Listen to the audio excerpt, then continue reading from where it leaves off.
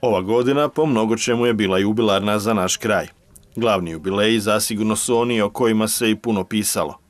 Prvo su Kuglači obilježili 60 godina postojanja svog kluba, a tada je i proslavljen 15. međunarodni festival Čipke. Uz to, punih je 50 godina prošlo od samih početaka predškolskog odgoja u Lepoglavi, a prije 30 godina podignuto je i spomen groblje. Ostale male jubilarne obljetnice samo su iskakale, poput 10. broja gradskog lista, ali i jedna nesakidašnja koju smo izvukli iz hrpetine lepoglavskih tradicionalnih aktivnosti, manifestacija, akcija ili čega već.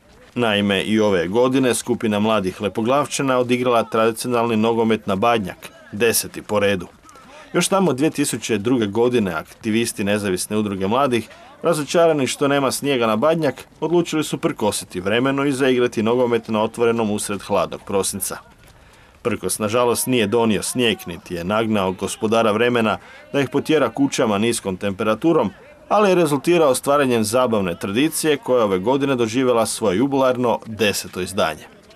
Badnjak 2011. godine gotovo 50 mladih provelo je par sati na školskom igralištu, izmjenjujući se u nogometnoj igri između debelih, lijepih, suhih, jakih, nagiliranih i sličnih ekipa.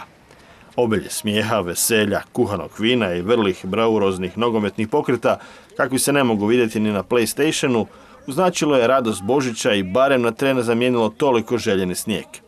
Iako je ova skromna tradicija u konačnici zaista vesela i srdačna, dozu gorčina ostavlja činjenica kako je započela zbog manjka osnovnog sastojka za pravi božićni ugođaj snijega, kojeg eto na Badnjak nije bilo već 10 godina. Neka nam ovo bude i poruka za 2011. godinu.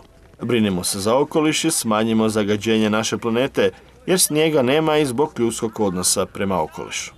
I da, sretna vam Nova godina!